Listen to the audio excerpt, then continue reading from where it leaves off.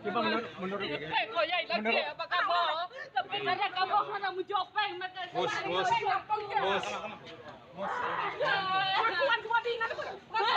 Syederalun keluarga Rusli, terpidana cambuk dalam kasus kamar di Aceh Jaya, memprotes dan menyatakan apa yang diterima orang tuanya adalah sesuatu yang tidak adil.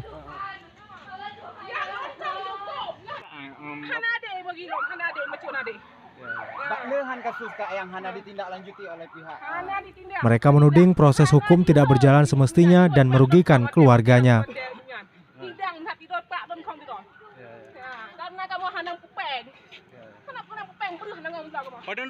Dijebak sama si jebak. Kasus dijebak. Nah, yang suruh polisi yang tangkap polisi juga.